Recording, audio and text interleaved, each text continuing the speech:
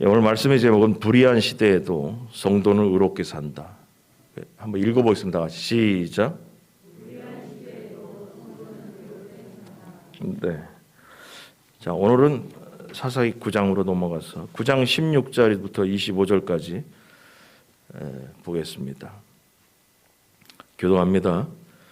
이제 너희가 아비멜렉을 세워 왕으로 삼았으니 너희가 행한 것이 과연 진실하고 의로우냐? 이것이 여룻바알과 그의 집을 선대함이냐? 이것이 그의 손이 행한 대로 그에게 보답함이냐?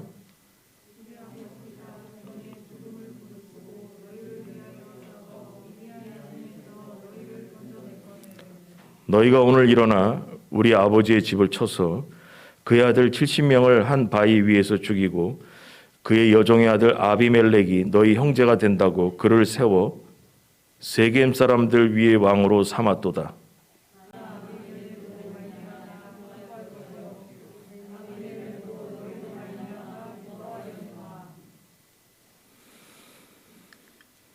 그렇지 아니하면 아비멜렉에게서 불이 나와서 세겜 사람들과 밀로의 집을 살을 것이요 세겜 사람들과 밀로의 집에서도 불이 나와 아비멜렉을 살을 것이니라 하고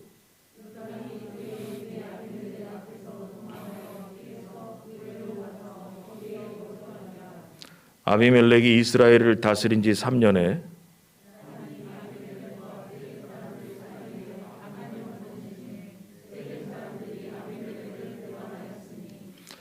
이는 여룻바알의 아들 70명에게 저지른 포악한 일을 갚되 그들을 죽여 피 흘린 죄를 그들의 형제 아비멜렉과 아비멜렉의 손을 도와 그의 형제들을 죽이게 한 세겜 사람들에게로 돌아가게 하심이라.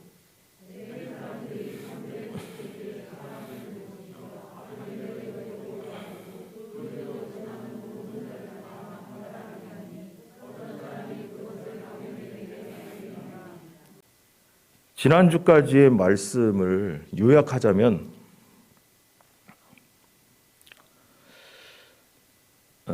기드온이 죽은 다음에 첩의 아들 아비멜렉이 왕이 되고 싶어가지고 아버지 기드온이 왕처럼 살았다고 했잖아요. 그래서 아내를 많이 둬가지고 아들만 70명이에요. 70명. 아마 딸들도 많았겠지. 성경에 보니까. 딸들은 안 나왔지만은 아들만 70명이 나왔으니 딸은 뭐 오죽 더 있었겠어요. 근데 그 아들 70명을 이 첩의 아들 아비멜렉이 아버지가 돌아가신 다음에 자기가 왕이 되고 싶어가지고 그 형들을 다 죽였습니다. 그래가지고 그 아비멜렉이 외갓집 사람들과 세겜 사람들의 도움을 받아가지고 아버지의 형들을 자녀들을 아들을 다 죽이게 됐죠. 그런데 거기서 기드온의 막내 아들 요담이라는 친구가 알고 도망을 가서 단 기드온의 아들 중에 하나 살아남은 게 요담이라는 아들이 살아남았다라는 겁니다. 그래서 아비멜렉은 이 요담이 하는 말이 그거예요. 혼자 이제 형들 다 죽고 나서 자기 혼자 남으니까 산에 올라가서 그러는 거예요. 아비멜렉은 왕의 자격이 없는 사람이다. 그런 그 왕의 자격도 없는 아비멜렉을 니들이 섬긴다는 게 그게 말이 되냐. 그러면서 이런 얘기를 하면서 이제 오늘 이어지는 얘기인데요. 오늘 본문을 통해서 우리는 예수 그리스도의 의를 덧입고 의롭게 된 우리 성도는 이 시대의 이 불의한 시대를 살면서도 의롭게 살아가야 되는 것이 마땅하다. 여러분 믿습니까, 여러분? 세상이 아무리 타락하고 불의하더라도 성도는 의롭게 사는 것이 맞다. 그거에 대해서 우리가 의인으로서 합당하게 의롭게 사는 것이 무엇인가? 그거에 대해서 한번 은혜를 나눌까 합니다. 자, 오늘 본문의 첫 번째로 얘기할 수 있는 게 1번. 성도는 은혜를 기억할 줄 알아야 됩니다. 다 같이 시작. 다시 한번 시작. 예, 여기 보니까 16절부터 보니까 요담이 그 살아남은 70명의 아들 중에 하나인 막내 아들 요담이 하는 말이 이러는 거예요. 세겜 사람들에게 기드온의 아들 70명을 죽이고 첩의 아들이며, 여기 요담은 아비멜렉의 첩의 아들 아비멜렉을 얘기하면서 그 첩을 아버지 기드온의 아내라고 인정도 안 해요. 뭐라냐면 18절에 보면 너희가 오늘 일어나 우리 아버지의 집을 쳐서 그의 아들 70명을 한 바위 위에 죽이고 그의 여종의 아들 아비멜렉이 너희 형제가 된다고 그를 세워 세겜 사람들 위에 왕으로 삼았도다. 그러니까 성경 해석자들은 이렇게 얘기하는 거예요. 요담은 아비멜렉의 어머니를 여종으로 보지 아내로 보지 않는다. 첩으로도 보지 않는다는 거예요. 아마 이 말이 맞을 거라고 보는데요. 기드온이 첩으로 얻은 이 아비멜렉의 어머니는 여종이었던 것 같아요. 그래서 아내로 인정하지 않고 첩의 아들이라고 얘기했던 것 같아요. 그래서 같은 배다른 자식이지만 이 요담은 아비멜렉의 어머니라고 얘기 안 하는 거예요. 그냥 첩의 아들이라고도 얘기 안 하고 여종의 아들이라고 그냥 딱 찍어서 얘기했다는 거예요. 자, 그러면서 자격도 없다라고 얘기하면서 16절부터 보면 이런 얘기 나오죠. 너희가 아비멜렉을 왕으로 삼았는데 너희가 행한 것이 과연 진실하고 의로운 거냐? 이것이 여룻바알은 기드온의 다른 말이라고 했잖아요. 기드온과 그의 집을 선대하는 것이냐? 이것이 그의 손이 행한 대로. 그러니까 기드온이 이스라엘 위해서 목숨 걸고 헌신한 그거에 대한 보답이냐? 이럴 수가 있냐? 이거죠. 우리 아버지 기드온이 이스라엘을 위해서 전쟁하고 목숨 바친 일들에 대해서 너희들이 이렇게 은혜를 원수로 갚아도 되는 거냐? 이렇게 물어보는 거죠. 기드온이 이 나라를 위해서 이렇게 애썼는데 기드온의 아들 70명을 한날 한시에 바위 돌 위에서 목을 다쳐서 죽이는 것이 세겜 사람 니들이 하는 게 정당한 거냐? 이렇게 얘기하고 있는 거예요. 그래서 17절 우리 아버지가 전에 죽음을 무릅쓰고 너희를 위해서 싸워 미디안의 소현에서 너희를 건져냈거늘 여종의 아들을 밀어서 왕으로 세우는 것이 옳은 거냐? 70명의 아들을 죽인 것이 옳은 것이냐? 이 막내 아들이 따지고 있습니다. 그래서 결론은 뭐냐면 자신의 아버지인 기드온이 세겜 사람들에게 이스라엘 사람들에게 베푼 은혜를 왜 기억하지 않고 있는 자라고 따지는 거예요. 너희가 우리 아버지 기드온에게 은혜를 입었잖아. 은혜를 입었는데 너희들이 은혜를 이렇게 원수로 갚을 수 있겠어? 그래서 따지고 있어요. 이것은 기드온 가문에 대한 배신행위고 기드온이 보인 구원행위에 대한 배은망덕이라고 막내 아들 요담이 지금 말하고 있는 것입니다. 자, 이게 오늘 본문의 처음에 나오는 이야기예요. 적용합니다. 기드온의 아들 요담은 아버지 기드온의 은혜를 세겜 사람들이 기억하기를 바라고 있다는 거죠. 너희가 왜 우리 아버지가 너희들에게 베푼 은혜를 기억을 못하느냐? 라고 얘기하고 있는 거예요. 마찬가지로 우리에게 적용하면 성도는 자신에게 은혜를 베푼 자에게 선대해야 하고 배은망덕한 행위를 하지 않도록 해야 됩니다. 자신에게 은혜 베푼 자에게 선대하는 것은 사람의 마땅한 도리이다. 이것입니다. 세겜 사람들은 전에 죽음을 무릅쓰고 자신들에게 은혜를 베풀었던 기드온에게 배은망덕한 짓을 저질렀습니다. 그 기드온의 아들들을 한날 한시에 70명을 잡아서 죽여버렸어요. 기드온은 인생 말년이 죽은 다음에 가문이 끊겨버린 집안이 되고 말았습니다. 여러분, 은혜를 배신으로 갚는 것은 사람이 할 수 있는 가장 저질적인 행동에 속합니다. 세상에는 우리 많이 알잖아요. 은혜를 원수로 갚는다고. 그런 사람들 많이 있습니다. 하지만 성도는, 예수 그리스도를 믿는 성도는 자신을 배신한 자에게도 은혜를 베풀 수 있는 그런 사람이 되어야 된다. 여러분, 이게 복음입니다. 왜 그러냐? 그 이유는 왜 그럴까?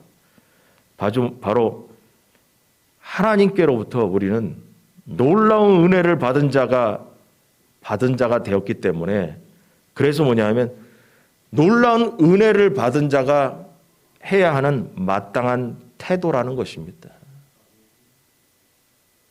복음은 거기에 적용이 되는 거예요. 이스라엘 백성이 기드온에게 은혜를 입었다면 그래, 좋다. 그걸 우리에게 설교하면서 은혜 받아야 될 건 뭐냐? 우리 또한 하나님으로부터 큰 은혜를 입은 줄 믿으시 바랍니다.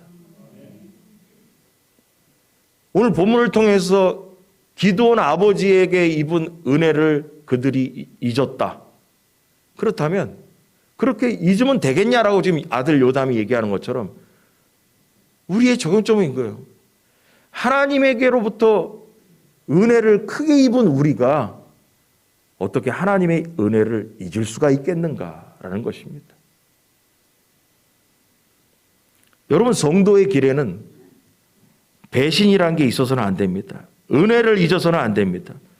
그런 사람은 여러분, 하나님의 은혜도 잊게 돼 있습니다. 우리는 하나님의 은혜를 입어서 이 자리에 있는 거예요. 여러분, 예수님께서 나의 죄를 위해서 십자가에서 돌아가셨습니다. 그 은혜가 얼마나 큽니까? 그 은혜는 너무 커서 값을 치를 수도 없다고 그랬어요. 너무 값이 크기 때문에 사람인 우리가 세상의 어떤 보물로도 하나님의 아들 예수님이 나를 위해 대신 죽은 것을 값으로 지불할 수가 없다라는 거예요. 그래서 뭐냐? 공짜로 우리에게 주신 은혜라는 거예요. 우리는 하나님의 은혜를 입어서 이 자리에 있는 것입니다. 그래서 은혜를 입은 우리는 그 은혜를 잊어서는 안 된다라는 거죠. 하나님으로부터 가장 큰 은혜를 입은 우리가 이 땅에 살면서 또한 뭐냐? 이 땅에서도 은혜를 잊는 사람으로 살아서는 안 된다라는 것입니다. 여러분, 하나님의 은혜는 잊지 않으면서 사람의 은혜는 잊을 수 없습니다. 하나님의 은혜도 기억한다면 이 땅에 살면서 또한 뭐냐? 어떤 사람이 나에게 준 은혜도 잊어서는 안 됩니다. 여러분, 예수 믿으면서 하나님의 은혜는 잊지 못한다고 하면서 내가 살아오면서 나에게 준 그 은혜를 잊는다면 그 사람은 뭐가 잘못된 사람인 거예요.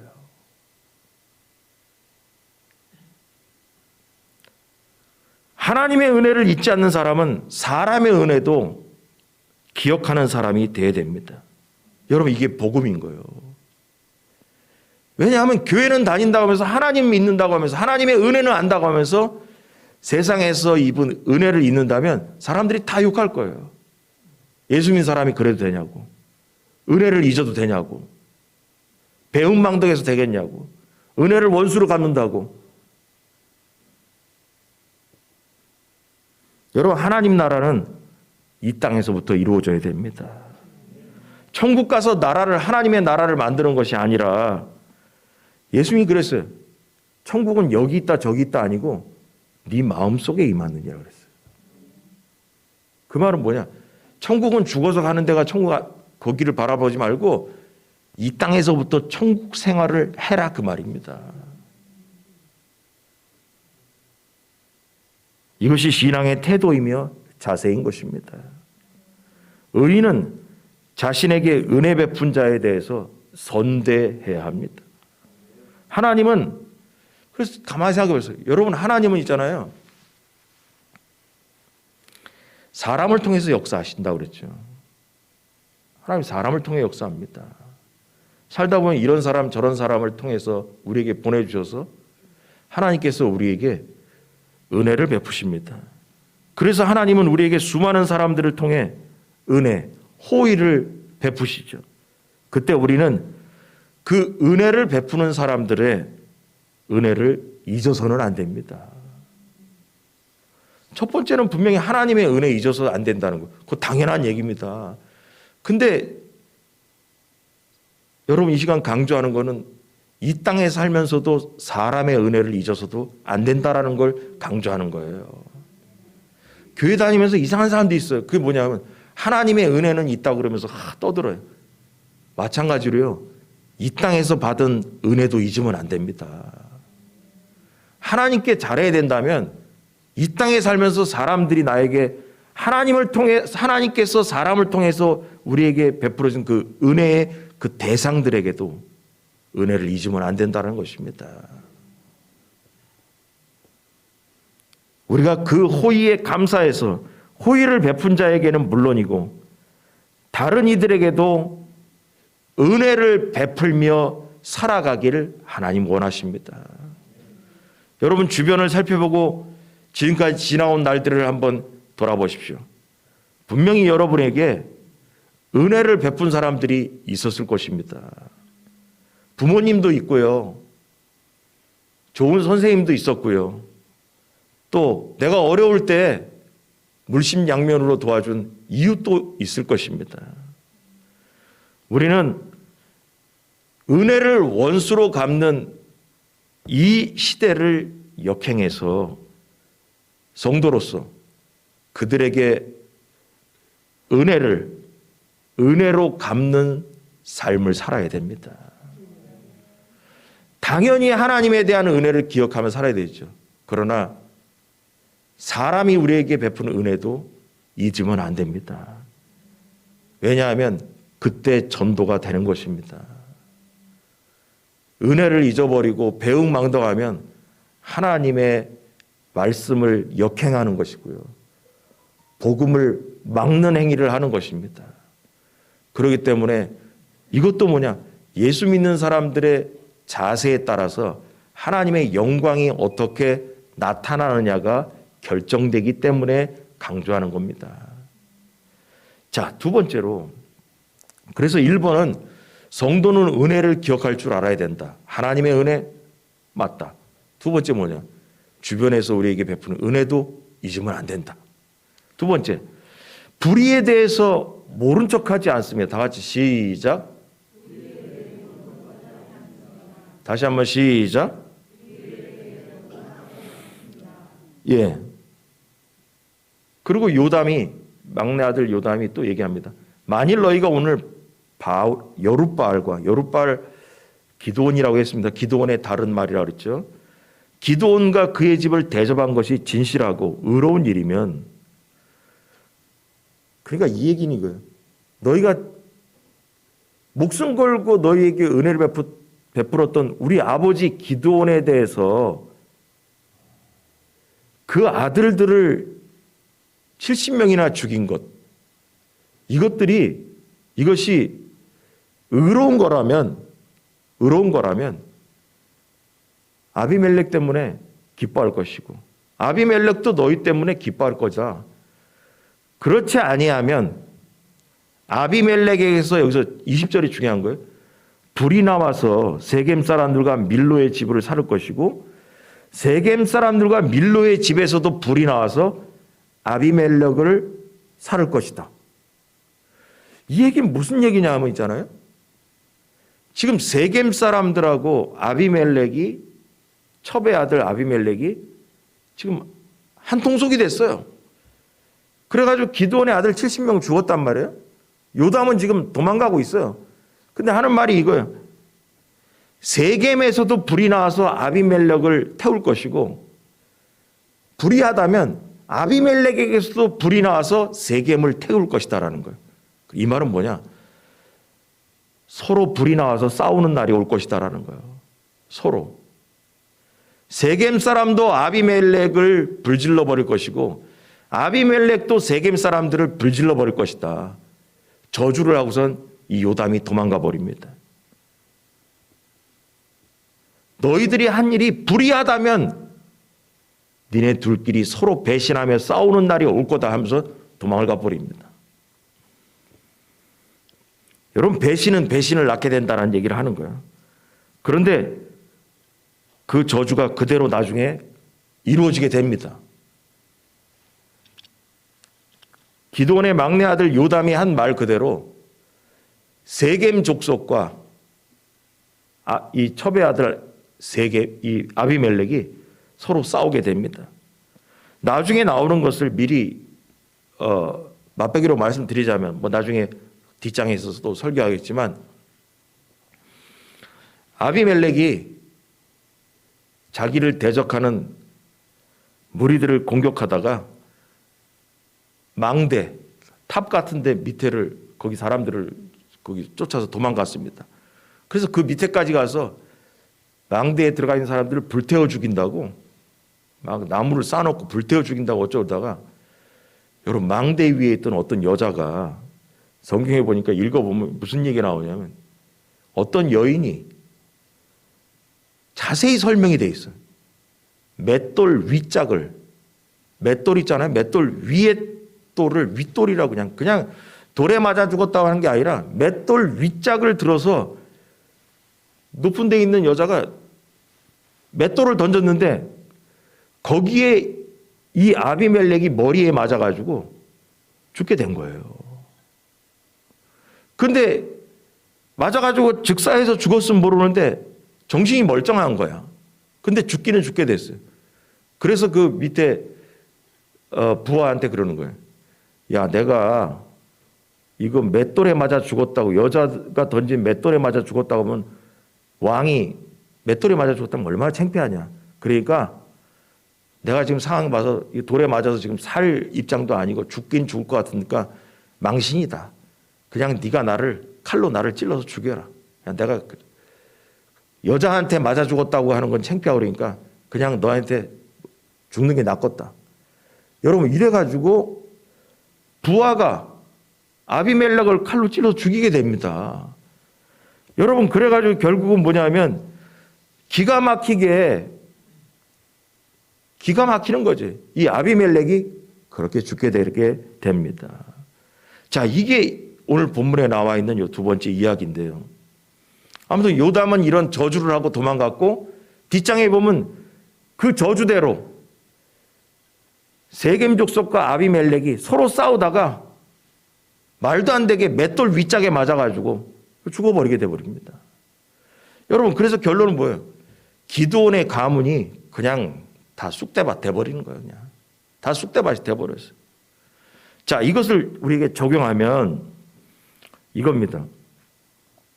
우리는 정의를 세우기 위해서 최선을 다해야 됩니다.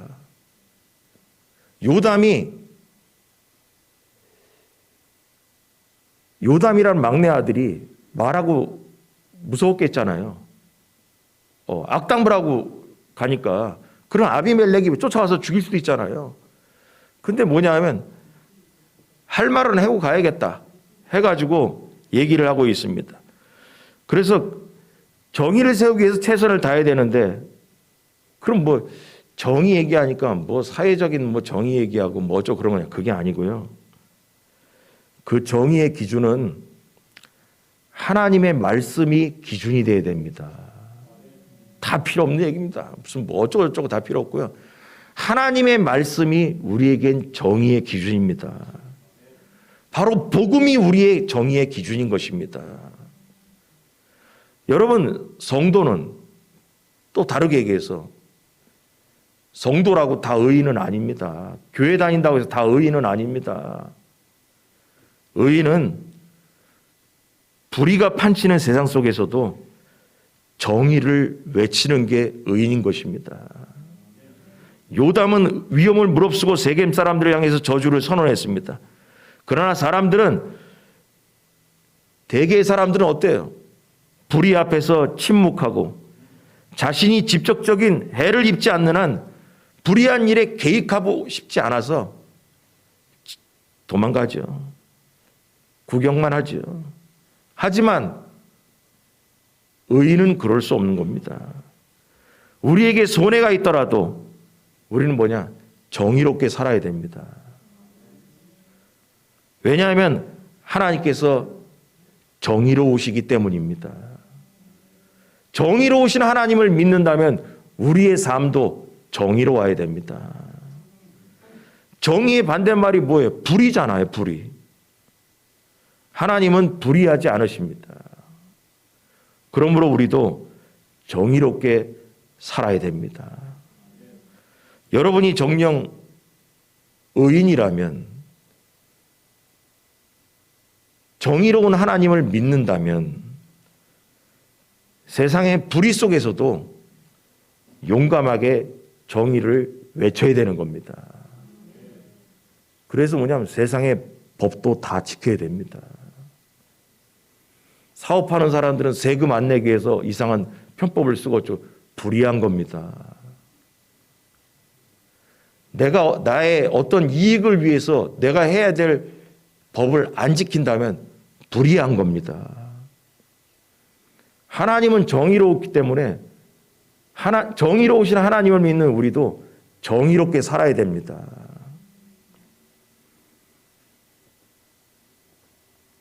그래서 모두가 아니라고 할 때 그렇다고 말할 수 있어야 되고, 모두가 그렇다고 할 때 아니라고 말할 수 있는 용감한 정의 있는 사람이 되어야 됩니다. 말로나 또 글로나 그 밖에 할 수 있는 모든 것을 통해서 성경적인 정의를 외쳐야 됩니다. 그 누구보다 성도가 또 교회가 이런 일에 앞장서야 됩니다. 밖에 나가서 데모하라고 선동하는 게 아닙니다.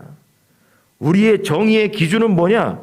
세상의 기준이 아니라 복음, 말씀의 기준에서 얘기하는 것입니다. 하나님의 말씀에 어긋나면 어느 곳에든지 말씀을 기준으로 하면 아니면 아니라고 말해야 됩니다. 말씀을 기준으로 맞다면 맞다고 얘기해야 됩니다. 그 길에 우리는 서야 된다는 것입니다. 그래서 무슨 얘기를 하다가 상식적으로 어쩌고, 상식적으로 이게 맞냐 안 맞냐 다 필요 없는 소리고요. 예수 믿는 사람은 성경의 말씀에 의하면 이게 맞다 아니면 아니다라고 얘기해야 됩니다. 여러분, 성경에 나와 있는 게 다 상식적인 것만 있지 않습니다. 뭔 상식적인 거? 그래서 교회 와서도 이게 상식이거죠. 교회 와서 왜 상식을 떠듭니까? 여러분, 성경을 하나 얘기해 볼까요? 아브라함이 아들을 하나님께 바치는 게 상식입니까? 상식 아니라니까요. 신앙을 갖고 세상에 있는 기준을 갖고 와서 얘기하면 안 통한다니까요. 자기 아들을 하나님께 바치려고 하는 게 그 미친 거지 그게 상식입니까? 아니잖아요.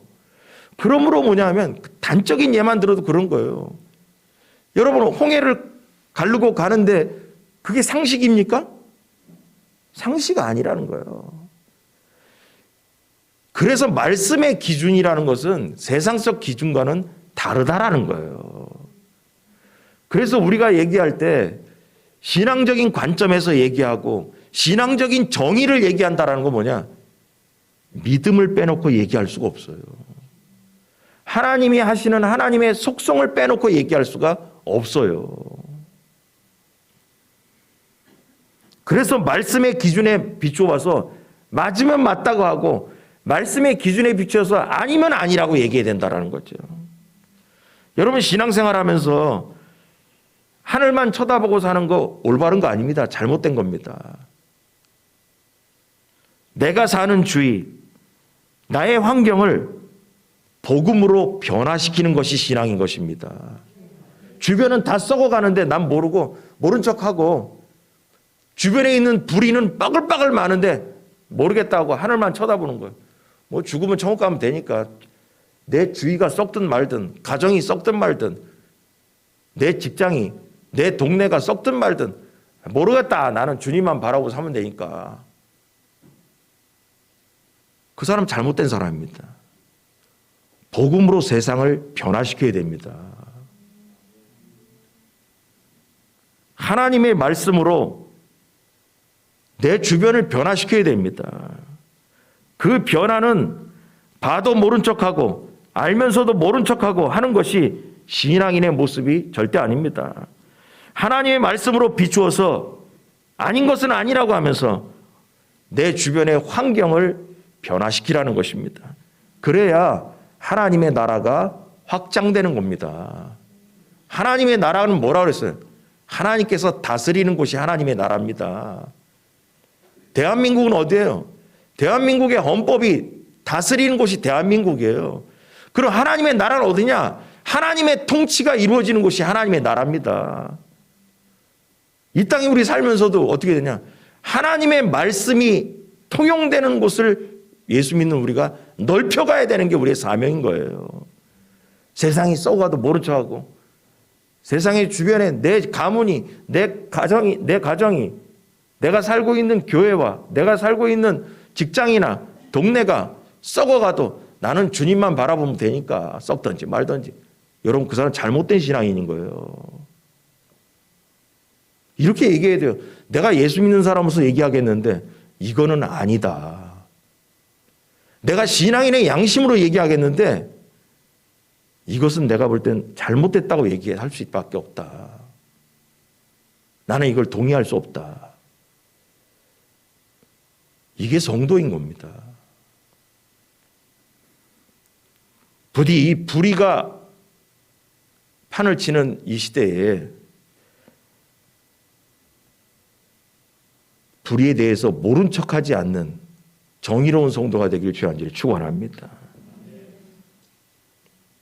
마지막으로 하나님의 심판을 기다립니다. 다 같이 시작. 다시 한번 시작. 예. 여기 마지막으로 아비멜렉이 이 첩의 아들 아비멜렉이 있잖아요. 그러고 나서 왕 노릇을 3년을 했습니다. 여기 보니까 아비멜렉이 이스라엘 다스린 지 3년에 그 왕 노릇을 3년 동안 했습니다. 그리고 인생 끝나버리는데요. 여기 보니까 23절. 하나님이 아비멜렉과 세겜 사람들 사이에 악한 영을 보내심에 세겜 사람들이 아비멜렉을 배반했다. 그 이유는 여룻바를 또 기드온이라고 했죠. 기드온의 아들 70명에게 저지른 포악한 일을 갚되 그들을 죽여 피 흘린 죄를 그들의 형제 아비멜렉과 아비멜렉의 손을 도와 그의 형제들을 죽게 한 세겜 사람들에게 돌아가게 하심이라. 여러분, 하나님의 심판이 시작됐는데 심판의 이유가 뭐냐? 70명을 죽인 그 포악함 때문에. 여러분, 우리가 신앙생활하면서 그거 있어야 돼요. 이 구절을 대단히 그 성경학자들이 강조를 하는데 뭐냐면 하나님께서 이 세겜 백성들을 징계하신 이유가 기드온에 대한 가문에 대한 배신보다도 뭐냐면 70명에게 저지른 포악한 일을 갚되 여러분 포악성 때문에 심판했다라는 거예요. 여러분 포악한 사람이 되면 안 돼요.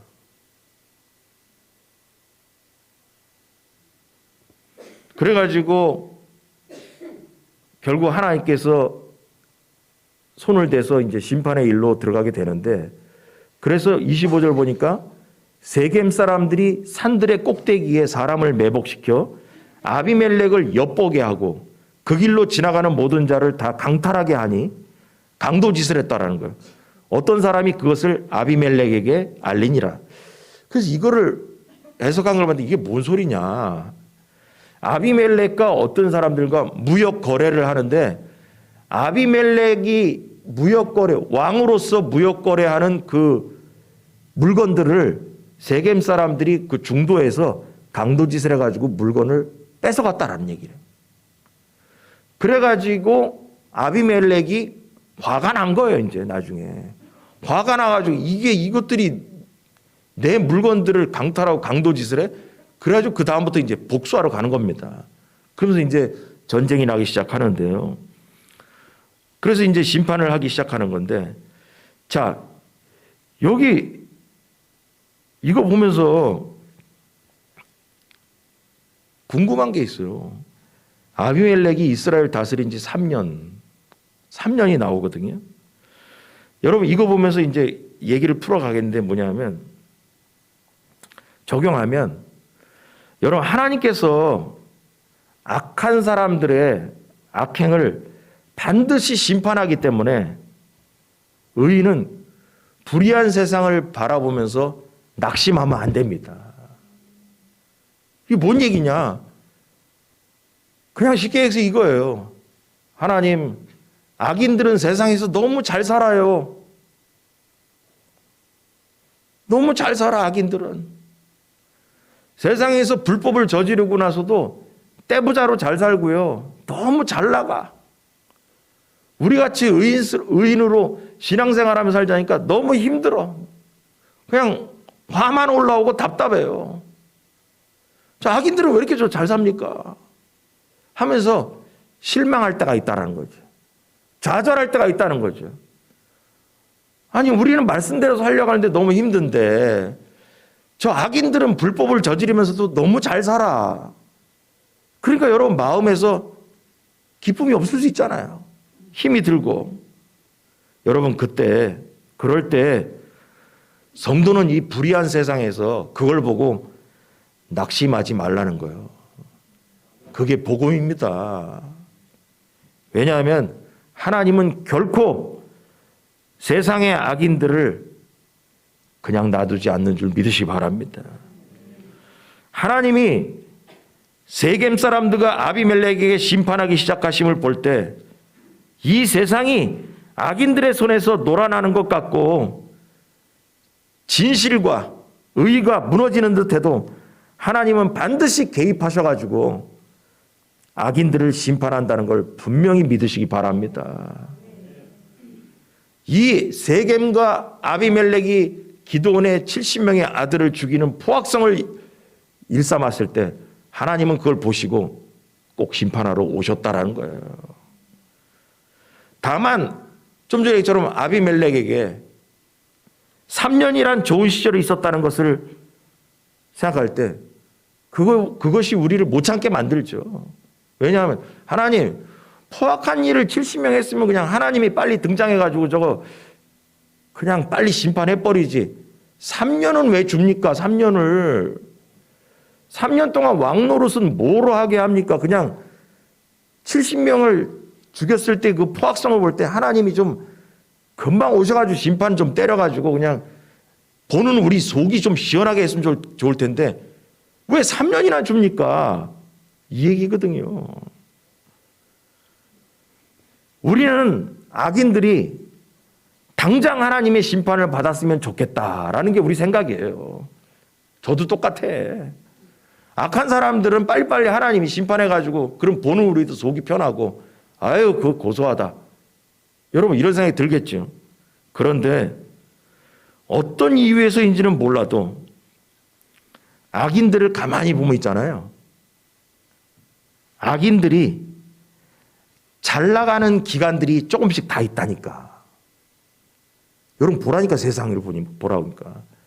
악한 짓을 했다고 곧바로 하나님께서 심판을 때리는 게 아니라 가만히 세상을 돌아가는 걸 보니까 악인들이 이 아비멜렉이 있잖아요. 형제 70명을 죽이고 나서도 3년 동안 왕노릇을 한 것을 보면서 세상에도 악인들이 있잖아요.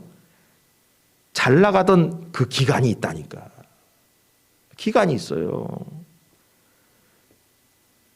그 기간들이 그들에게 주어지는 것을 우리가 볼 때 화가 나는 거예요. 그냥 우리가 볼 때 그냥 하나님 그냥 빨리 와서 심판 딱 때려버리지 왜 저 사람들을 살려둬가지고 하나님 빨리 심판 안 하고 이렇게 우리를 답답하게 만들까 그런 생각 하잖아요.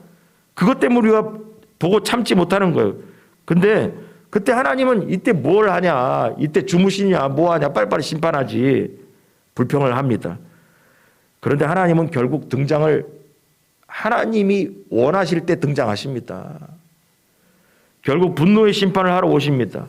이것을 믿고 기다려야 됩니다. 성도는 아무리 어둡고 암울한 날을 만나더라도 좌절하는 절망적인 삶을 살면 안 됩니다. 좌절하면 안 됩니다. 악인들을 오래도록 방치해서 의인들이 고생하는 것을 하나님도 못 보십니다. 악인들 때문에 의인이 마음에 고생을 하고 아파하는 거 하나님이 그거를 즐거워하겠습니까? 하나님도 그거 못 보십니다. 왜냐하면 하나님은 의인을 너무나 사랑하시기 때문입니다. 이제 곧 정의의 하나님께서 등장하시는 때가 곧 올 겁니다. 여러분, 하나님께서 그러면은 왜 아비멜렉에게 3년의 시간을 주셨는지 저도 모르겠습니다. 성경에 안 나와요. 성경에 설명이 안 되어 있는데 혹시 생각하자면 하나님께서 아비멜렉에게 회개의 시간을 주셨는지도 모르겠습니다. 악인들에게 잘 나갈 수 있는 시간을 부여한 이유는 악하다고 해서 금방 하나님께서 심판을 때려버리지 않고 시간을 조금 놓치신 이유가 뭘까? 아마도 회개할 시간을 주시지 않았을까? 그냥 그렇게 생각해 볼 뿐입니다. 그러나 결코 악인들에게 오랜 시간을 주시지 않습니다. 오랜 시간을 주지 않습니다. 그들은 반드시 그들이 심은 대로 거두게 될 겁니다. 이게 성경의 원리입니다. 심은 대로 거둔다라는 겁니다.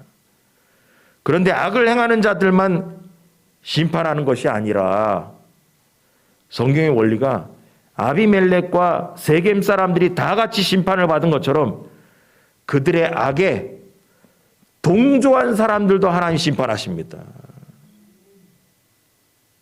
그거 알아야 됩니다. 악의 주인공만 심판하는 게 아니라 아비멜렉이 바로 악의 주인공이잖아요. 근데 뭐냐? 하나님은 아비멜렉만 때리지 않아요. 아비멜렉이 불의할 때 그것에 동조한 세겜 사람들까지 심판하셨습니다.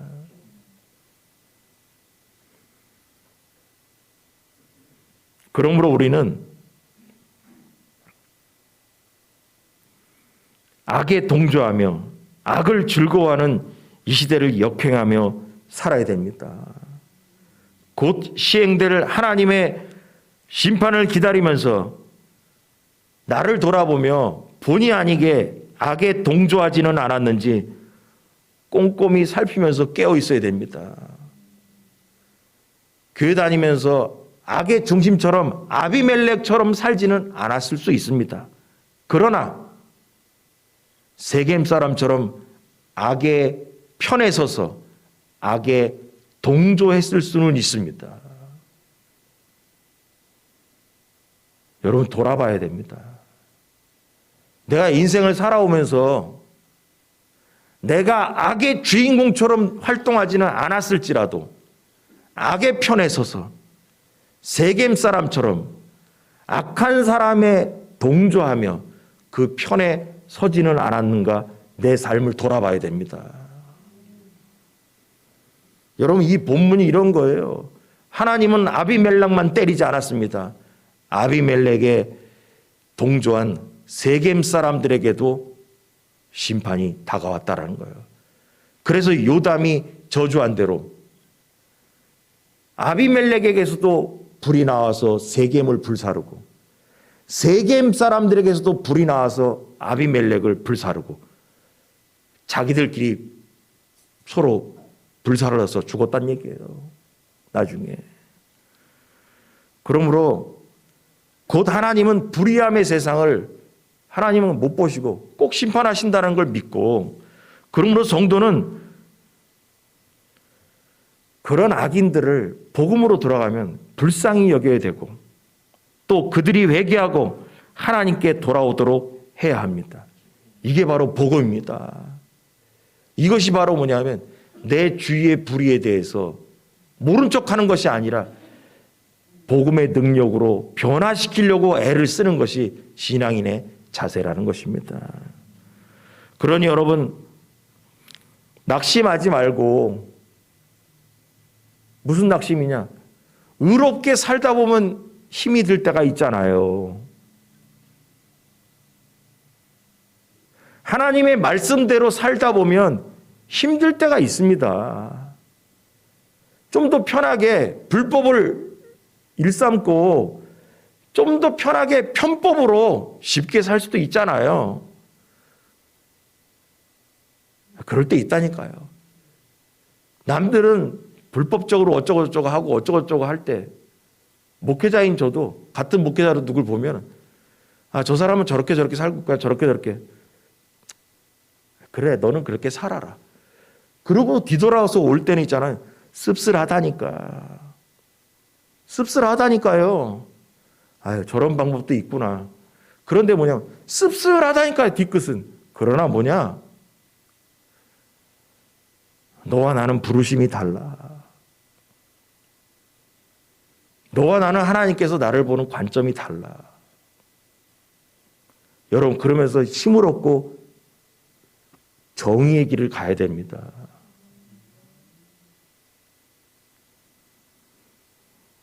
여러분 말씀대로 사는 게 있어서 힘이 들고 어쩔 때는 낙심할 때도 있고 내가 이렇게까지 하면서 예수 믿어야 되나? 내가 이렇게까지 세상 사람들 다 저러는데 내가 이렇게까지 그거보다 더 해야 됩니다.